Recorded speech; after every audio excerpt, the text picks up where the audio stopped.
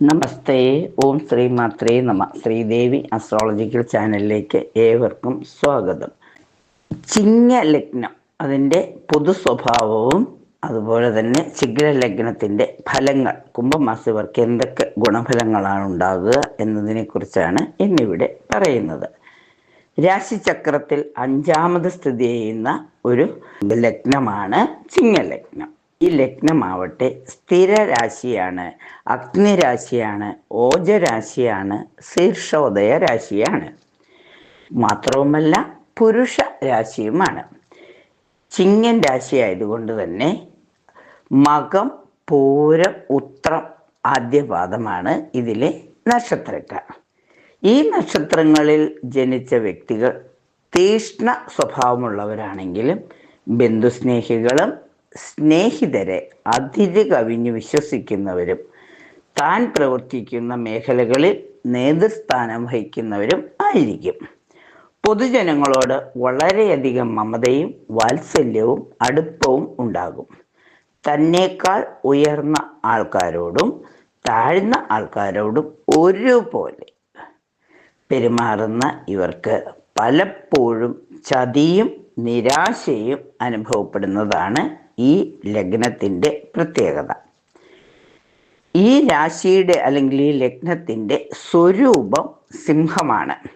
ഇവർക്ക് അധികാരശക്തി, ഉത്സാഹശീലം, ആശങ്ക, അതുപോലെ തന്നെ ഉത്കർഷ, ആഭിജാത്യം, പുരുഷ സഹജമായ തൻ്റെ ഇടം, സൗമനസ്യം, പരാക്രമം, ഔദാര്യം, ഉത്കർഷ ഈ ഗുണങ്ങൾ ഉണ്ടാകും. മറ്റുള്ളവരിൽ നിന്ന് പ്രശംസ കേൾക്കാൻ ഇവരിങ്ങനെ ആഗ്രഹിച്ചു നിൽക്കും. അതുകൊണ്ട് തന്നെ മറ്റുള്ളവർ ഇവരെ ചൂഷണം ചെയ്യുന്നത് പ്രത്യേകം ശ്രദ്ധിക്കേണ്ടതാണ്.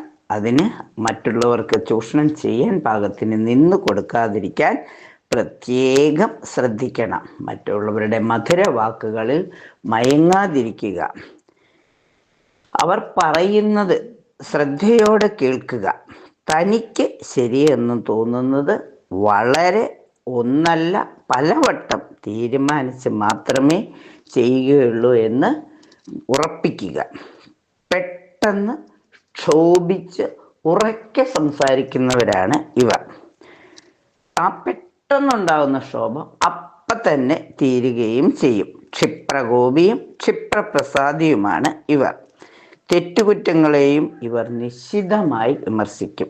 അത് സ്വന്തം രക്ഷിതാക്കൾ ചെയ്താൽ പോലും, മക്കൾ ചെയ്താലും രക്ഷിതാക്കൾ ചെയ്താലും ആരെയും ഉയർന്ന ഉദ്യോഗസ്ഥരെയാണെങ്കിലും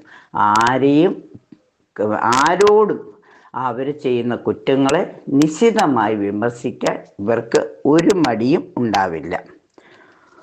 ഒരാളുടെ കീഴിലും ഇവർ ജോലി ചെയ്യാൻ താല്പര്യപ്പെടുകയില്ല. ഒരിക്കലും സ്വന്തം നിലവാരത്തിൽ കുറഞ്ഞ ഹീനമായ പ്രവൃത്തികൾക്ക് ഇവർ വശംവദരാകുകയുമില്ല. ചിങ്ങം ലഗ്നത്തിൻ്റെ അധിപൻ സൂര്യനാണ്. സൂര്യന് ഇഷ്ടസ്ഥിതി വന്നാൽ എല്ലാത്തരം ശ്രേയസ്സും ഇവർക്ക് അനുഭവപ്പെടും. കേന്ദ്ര ത്രികോണാധിപനായ ചൊവ്വ യോഗക്കാരനാണ്. 5, 6, 8, 12 ഈ ഭാവങ്ങളിൽ ഒരുമിച്ച് ശുഭഭാവങ്ങളിൽ നിന്ന് ദൃഷ്ടി ചെയ്താലും നല്ലതാണ്. ശുഭസ്ഥിതിയുള്ള ചൊവ്വയുടെ ദശയിൽ ഗുണഫലങ്ങൾ ഉണ്ടാവുന്നതാണ്. എന്നാൽ നീചരാശിയിലാണെങ്കിൽ പ്രതികൂല ഫലങ്ങളും പ്രതീക്ഷിക്കാം. ഈ ലഗ്നക്കാർക്ക് ശനി ശുഭഗ്രഹമാണ്. 2-ലോ 7-ലോ ബുധനോ ശുക്രനോ നിന്നാൽ അല്പം ദോഷം വരാവുന്നതാണ്. യോഗകാരകനായ ചൊവ്വ വ്യാഴത്തോടും ബുധനോടും കൂടി ഇഷ്ടസ്ഥാനത്ത് നിന്നാൽ അത് വളരെ ഗുണഫലം ചെയ്യും. ചൊവ്വയും ആദിത്യനും യോഗം ചെയ്ത് ഇടവൻ രാശിയിൽ നിൽക്കുന്നതും വളരെ ശുഭപ്രദമാണ്. കുംഭത്തിൽ നിൽക്കുന്ന ശനിയും ശുഭമാണ്. നല്ല ശരീരബലവും രോഗപ്രതിരോധ ശക്തിയുമുള്ളത് കാരണം രോഗങ്ങൾ അത്ര പെട്ടെന്ന് ഇവരെ കീഴടക്കില്ല. എന്നാലോ രോഗങ്ങൾ വന്നാൽ പെട്ടെന്ന് മാറുകയുമില്ല. രോഗഭയം ഇവർക്ക് ഉണ്ട്. പക്ഷേ എന്നാലും പുറത്ത് കാണിക്കില്ല. ചിങ്ങലഗ്നക്കാർക്ക് സ്ത്രീകളോട് വളരെയധികം സ്നേഹം അല്ലെങ്കിൽ സ്നേഹ ബഹുമാനം ഉള്ളവരാണ്. അത് പരസ്യമായി കാണിക്കില്ല. ഇഷ്ടമാണെങ്കിലും പരസ്യമായി കാണിക്കാൻ ഇവർ ആഗ്രഹിക്കുന്നില്ല. സ്ത്രീകളുമായുള്ള ബന്ധം ചിലപ്പോൾ ഇണയ്ക്ക് അപ്രിയം തന്നെ വരുത്തുന്നതിന്, പലതരത്തിലുള്ള തെറ്റിദ്ധാരണകൾ ഉണ്ടാകുന്നതിനും വഴിതെളിച്ചേക്കും. ഇണയുടെ കുടുംബവുമായി നല്ല ബന്ധം പുലർത്തും. സന്താനങ്ങളോട് അമിത സ്നേഹമുണ്ടായിരിക്കും. നേതൃത്വ ഗുണവും ഉണ്ടായിരിക്കും. സ്വതന്ത്രമായിട്ട് വിഹരിക്കുന്നതിന് ഇവർക്ക് വലിയ താല്പര്യമാണ്. സ്പോർട്സിലും സംഗീതത്തിലും കളികളിലും നാടകങ്ങളിലും അങ്ങനെയുള്ള കഥാപ്രസംഗം തുടങ്ങിയ കലാരംഗങ്ങളിലെല്ലാം ഇവരുടെ കഴിവ് അല്ലെങ്കിൽ മികവ് പ്രകടിപ്പിക്കും. നട്ടെല്ല്, അസ്ഥി, ഹൃദയം, വാതപിത്ത കഫ രോഗങ്ങൾ വരുവാൻ ഇവർക്ക് സാധ്യതയുണ്ട്. എപ്പോഴും ധ്യാനവും പ്രാർത്ഥനയും ആത്മനിയന്ത്രണവും രോഗപ്രതിരോധത്തെ വരുത്തുന്നതാണ്. അതിനുള്ള ശക്തി ഇവർക്ക് ദേവി തന്നെ നൽകുന്നതാണ്. സർക്കാർ ജോലിക്ക് അധികവും യോഗമുള്ളവരാണ്. സെയിൽസ് മാനേജരായിട്ട്, സൂപ്രണ്ടായിട്ട്, അതുപോലെ തന്നെ മേലധികാരി പദത്തിലേക്ക് എത്തുവാൻ അധ്യാപകരായിട്ടൊക്കെ തന്നെ മറ്റാരും നിയന്ത്രിക്കാനില്ലാതെ ഉള്ള സ്ഥലത്ത് ജോലി ചെയ്യുവാൻ ഇവർക്ക് വളരെ താല്പര്യമാണ്. ചൊവ്വയുമായുള്ള ബന്ധം ഇവർക്ക് സൈനികരെയോ ശസ്ത്രക്രിയ വിദഗ്ധരെ, ഇരുമ്പ്, ചെമ്പ് തുടങ്ങിയ ലോഹങ്ങളുമായിട്ടുള്ള പ്രവർത്തനങ്ങളിലൊക്കെ ഏർപ്പെട്ട് വിജയം വരിക്കുന്നതിന് സാധിക്കും. ഇവരുടെ കൈയക്ഷരം നല്ല ഉരുണ്ട കൈയക്ഷരത്തിന് ഉടമയായിരിക്കും. അക്ഷരങ്ങൾ നല്ല വൃത്തിയിൽ എഴുതുന്നതിന് ഇവർക്ക് വലിയ ഒരു കഴിവ് തന്നെ ഉണ്ട്. ഔഷധ സേവയ്ക്കും പുതിയ കാര്യങ്ങൾ തുടങ്ങുന്നതിനുമൊക്കെ ഇവർക്ക് ഞായറാഴ്ച വളരെ ഉത്തമമാണ്. മത്സരങ്ങൾ, ദീർഘയാത്ര അവയൊക്കെ ചെയ്യുന്നതിന് ചൊവ്വാഴ്ചയും നല്ലതാണ്. പണം കടം കൊടുക്കുകയോ കടം വാങ്ങുകയോ ചെയ്യുന്നത് ഇവരെ സംബന്ധിച്ചിടത്തോളം ഒട്ടും ഗുണം ചെയ്യില്ല. വ്യാഴാഴ്ച ഏറ്റവും നല്ല ദിവസവും ചീത്ത ദിവസം തിങ്കളാഴ്ചയും ശനിയാഴ്ചയുമാണ്. വ്യാഴം ഉത്തമ ദിവസമാണ്, ഞായർ ഉത്തമ ദിവസമാണ്. എന്നാൽ തിങ്കളും ശനിയും ഒന്നും തുടങ്ങുന്നത് അത്ര നന്നായിരിക്കില്ല. ഓറഞ്ച്, ചുവപ്പ്, പച്ച ഈ നിറങ്ങൾ ഇവർക്ക് വളരെ യോജിക്കുന്നതാണ്. പവിഴം ധരിക്കുന്നത് വളരെ ഉത്തമമാണ്. ചിങ്ങത്തിൻ്റെ ആദ്യതിരക്കാണം. അതുകൊണ്ട് ഇലവു മരത്തിൽ കരഞ്ഞുകൊണ്ടിരിക്കുന്ന കഴുകനും കുറുനരിയും പട്ടിയും മലിനവേഷധാരിയും പിതൃവിയോഗം കൊണ്ട് കരയുന്നവനുമായ ഒരു മനുഷ്യനാണ്. ആദ്യതിരക്കാണം അത്ര ഇതായിരിക്കില്ല. എന്നാൽ മധ്യതിരക്കാണം എന്ന് പറയുന്നത് 2 കുതിരകളുടെ ആകൃതി, മഞ്ഞ നിറമുള്ള മാലകൾ ശേഖരിച്ചിങ്ങനെ കൃഷ്ണമൃഗത്തിൻ്റെ തോലും കമ്പിളിയും ഒക്കെ ധരിച്ച സിംഹത്തെ പോലെ മറ്റുള്ളവർക്ക് സമീപിക്കാൻ ബുദ്ധിമുട്ടുള്ള വില്ല് കുലച്ചു പിടിക്കുന്നവൻ്റെ ആ മൂക്കിൻ്റെ അറ്റം താഴ്ന്ന് ഇരിക്കുന്നത്. ഇതാണ് സിംഹദ്വിതീയ തിരക്കാണത്തിൽ പെടുന്നത്. ഇനി 3-ാം തിരക്കാണോ? കരടിയുടെ മുഖവും കുരങ്ങിൻ്റെ ചേഷ്ടയും കയ്യിലൊരു ദണ്ടും ഫലങ്ങളും മാംസമൊക്കെ ഉള്ള താടിമീശയൊക്കെയുള്ള ജട പിടിച്ച് കിടക്കുന്ന തലമുടിയുള്ള ഒരു സ്വരൂപമാണ്. ഇത് പുരുഷനുമാണ്. ആയുധധാരിയും ക്രൂരവും ഫല മാംസധാരിയുമായിരിക്കുന്ന ദ്രേക്കാണമാണ്. അപ്പോൾ 3 ദ്രേക്കാണത്തിലും മധ്യമ ദ്രേക്കാണം ഉത്തമം ആണ്. അപ്പോൾ ഇവരെ സംബന്ധിച്ചിടത്തോളം എന്തൊക്കെ ഗുണഫലങ്ങളാണ് കുംഭമാസത്തിൽ ഉണ്ടാകുന്നത്? നമുക്കറിയാം, കുംഭമാസത്തിൽ ഒരുപാട് ഉത്സവങ്ങളുടെ ഒരു മാസമാണ്. ഏറ്റവും പ്രധാനമായിട്ട് സാധാരണ ഉള്ള പഞ്ചമി ആഘോഷം, ഷഷ്ഠി ആഘോഷം, ചതുർത്ഥി ആഘോഷം, അതുപോലെ ഏകാദശി, പ്രദോഷം, അതൊക്കെ ഈ മാസത്തിലും എല്ലാം ഉണ്ട്. അതിനനുസരിച്ച് തന്നെ പ്രാർത്ഥിക്കുന്നത് നല്ലതാണ്. 26-ാം തീയതി മഹാശിവരാത്രിയാണ്. 144 വർഷം കഴിഞ്ഞു വരുന്ന അതായത് പ്രയാഗ് മേളയിൽ ഇപ്പോൾ അറിയാമല്ലോ കുംഭമേള നടക്കുകയാണ്. അപ്പം ഈ ശിവരാത്രിയോടുകൂടി അത് അവസാനിക്കുകയാണ്. അപ്പം ആ ശിവരാത്രി എല്ലാവരും ഓം നമ ശിവായ എഴുതി ഏത് രാജ്യത്തിൻ്റെ ഏത് ഭാഗത്തുള്ളവർക്കാണെങ്കിലും മേളയിൽ പങ്കെടുക്കുന്നതായി മനസ്സുകൊണ്ട് മാനസ പൂജയായി അല്ലെങ്കിൽ അതെല്ലാം മനസ്സിൽ കാണുക. പറ്റുന്നവരൊക്കെ പോയി കാണുമല്ലോ. പോകാൻ പറ്റാത്തവർ പോയില്ല എന്ന് വെച്ച് ആ ആ പുണ്യനദിയിലെ സ്നാനമൊക്കെ മനസ്സിൽ കാണുക.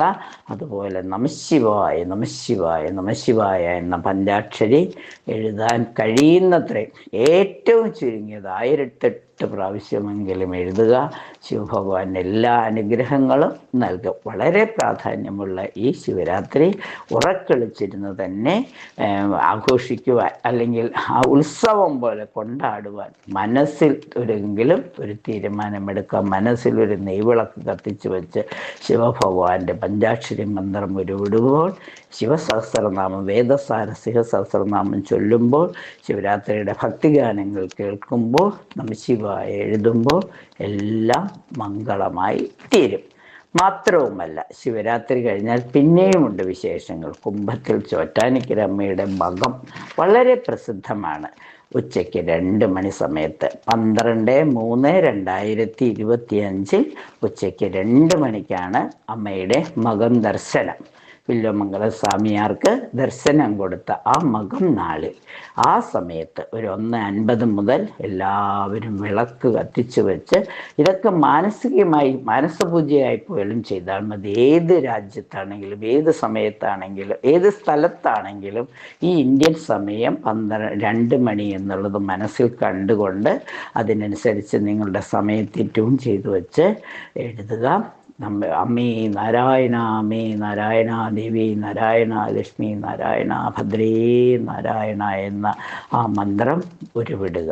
തീർച്ചയായും സർവമംഗളദായിനിയായ ചോറ്റാനിക്കരമ്മയുടെ എല്ലാ അനുഗ്രഹങ്ങളും എല്ലാവർക്കും ഉണ്ടാകും. ഒരു 15 മിനിറ്റ് സമയം, അല്ലെങ്കിൽ വേണ്ട ഒരു 5 മിനിറ്റ് സമയം, 1:55 മുതൽ 2 മണി വരെ, അല്ലെങ്കിൽ 1:57 മുതൽ 2:02 വരെയുള്ള സമയം അമ്മയുടെ ആ ദിവ്യ ദർശനം മനസ്സിൽ കണ്ടുകൊണ്ട് അമ്മേ നാരായണൻ ജപിക്കൂ. തീർച്ചയായും ചോറ്റാനിക്കര അമ്മയുടെ അനുഗ്രഹം എല്ലാ നക്ഷത്രക്കാർക്കും ഉണ്ടാവും. അതുപോലെ തന്നെ കുംഭത്തിലെ പൂരം വളരെ പ്രസിദ്ധമാണ്. ആറ്റുകാൽ പൊങ്കാലയാണ്. അപ്പം അന്നും അമ്മയെ പ്രാർത്ഥിക്കുക. 13/3/2025 കുംഭമാസത്തിലെ പൂരം. കീഴ്ക്കാവിലമ്മയുടെ, ചോറ്റാനിക്കര മേൽക്കാവിലമ്മയെ പോലെ തന്നെ പ്രാധാന്യമുണ്ട് കീഴ്ക്കാവിലമ്മയ്ക്കും. കീഴ്ക്കാവിലമ്മയുടെ പൂരം നാളിൽ എല്ലാവരും ഇതേപോലെ അമ്മേ നാരായണൻ ജപിക്കൂ. അതിന് കൃത്യസമയമില്ല. എപ്പോഴായാലും പൂരം എഴുന്നള്ളിപ്പ് ഉച്ചയ്ക്കാണ്. അപ്പോൾ എപ്പോഴായാലും അമ്മേ നാരായണ, അമ്മേ നാരായണ, ദേവി നാരായണ എന്ന് എഴുതൂ. അമ്മയ്ക്കൊരു ഗുരുതിക്കൂട്ട് മനസ്സുകൊണ്ട് സമർപ്പിക്കുന്നതായി പ്രാർത്ഥിക്കും. അമ്മ എല്ലാ മംഗളങ്ങളും നൽകും. അതുപോലെ ഭരണി നാൾ, കുംഭഭരണി വളരെ വിശേഷമാണ്. എല്ലാ ഭദ്രകാളി ക്ഷേത്രങ്ങളിലും കടം കൊണ്ട് വലയുന്നവർ, സാമ്പത്തിക ബുദ്ധിമുട്ടുകൾ അനുഭവിക്കുന്നവർ, സ്ഥലക്കച്ചവടം നടക്കാൻ ആഗ്രഹിക്കുന്നവർ എല്ലാവരും അമ്മയെ, ഭദ്രകാളി അമ്മയെ പ്രാർത്ഥിക്കൂ. തീർച്ചയായും എല്ലാ ഗുണവും വന്നു ചേരും. സ്ഥലക്കച്ചവടമൊക്കെ ഇഷ്ടം രീതിയിൽ നടക്കും. ഷഷ്ടി നാളിൽ സുബ്രഹ്മണ്യ സ്വാമിയെ കൂടി പ്രാർത്ഥിക്കുക. വരാഹിമ അമ്മയെ കൂടി പ്രാർത്ഥിക്കുമ്പോൾ എല്ലാം മംഗളമായി ഭവിക്കും. അതുപോലെ തന്നെ ഷഷ്ടി നാൾ പോലെ തന്നെ ശരിക്കും കഴിയുന്നവരെല്ലാം മുരുക മുരുക എന്ന് പ്രാർത്ഥിക്കുന്നത് വളരെ നന്നായിരിക്കും. ആയില്യം നാളിൽ സർപ്പദേവതകൾക്ക് വഴിപാട് കഴിക്കുക. അതുപോലെ തന്നെ കുംഭത്തിലെ ഉത്രം, ശ്രീ പൂർണ്ണത്രേശൻ സന്താന ഗോപാലമൂർത്തിയായ തൃപ്പൂണിത്തുറ വാഴുന്ന പൂർണ്ണത്രേശന് മാൻ്റെ അന്നദാനത്തിൻ്റെ ദിവസമാണ് ഉത്രം സദ്യ. വളരെ പ്രസിദ്ധമാണ്. അവിടുന്ന് ഒരു നുള്ള് ചോറ് കഴിക്കാൻ കിട്ടുന്നത് ഒരു പുണ്യമാണ്. കഴിയുന്നതും ഉത്രം സദ്യയിൽ പങ്കുകൊള്ളുവാൻ എല്ലാവരും ശ്രമിക്കുക. ഭഗവാന് എല്ലാവിധ സന്താനങ്ങളുടെ അഭിവൃദ്ധിക്ക് വേണ്ടി പ്രാർത്ഥിക്കുന്ന എല്ലാവരും ആഗ്രഹിക്കുന്നവർ സന്താന ഗോപാലമൂർത്തിയായ പൂർണ്ണത്രയീശനെ പ്രാർത്ഥിക്കുക. സന്താന ഗോപാലമൂർത്തിയെ മുകുന്ദ പൂർണ്ണത്രയീശ ഭഗവാനെ സന്താപമെല്ലാം തീർത്തു തരണേ, സന്തതി സൗഭാഗ്യം തരണേ എന്ന് പ്രാർത്ഥിക്കുക. ഓരോരുത്തർക്കും ഓരോന്ന് ഇഷ്ടപ്പെട്ട രീതിയിൽ പ്രാർത്ഥിക്കാം. ഞാൻ പ്രാർത്ഥിക്കുന്ന രീതി പറഞ്ഞു എന്നേ ഉള്ളൂ. പിന്നെ അത്തംകുരുതി ചോറ്റാനിക്കരയിലെ ഉത്സവം അവസാനിക്കുന്ന ദിവസം വളരെ ഒരു വർഷത്തിലെ ഏറ്റവും വലിയ മഹാഗുരുതിയാണ് അത്തംകുരുതി. ഇത്തവണ അത് മീനമാസം 1-ാം തീയതിയാണ് വരുന്നതെങ്കിലും കുംഭത്തിൻ്റെ അവസാനം തന്നെയായി നമ്മൾ കണക്കിലെടുത്തുകൊണ്ട് അത്തംകുരുതിയിലും പങ്കെടുക്കുക.